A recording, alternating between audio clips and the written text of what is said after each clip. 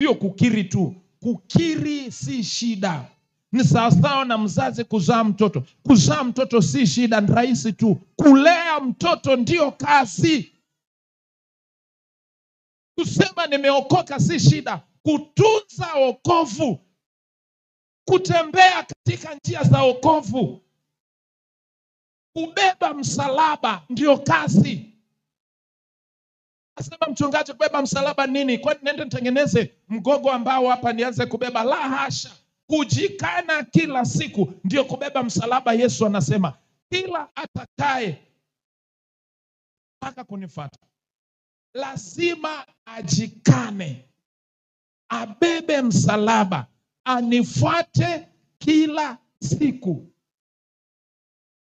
Ndio sababu tunashinda tukisema hapa tuombe msamaha, tuomba msamaha. Wasema sisi tumekoka tuomba msamaha. Yesu anasema kwamba bebe msalaba, tujikane kila siku, tubebe msalaba, tumfuate Yesu Kristo. Tengeneza njia zako, dumisha wokovu, fuata maagizo ya Kristo.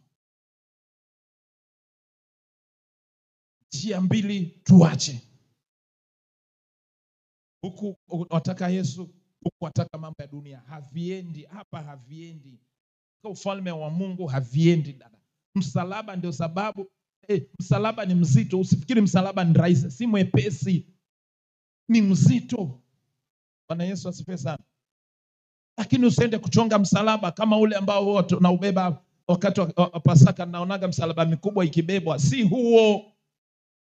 Msalaba ubadilike ndani yako. Ndio sababu umefananishwa na msalaba, maana msalaba ni mzito kubeba. Maana kujikana si kazi rahisi hivyo. Bwana Yesu asifiwe sana.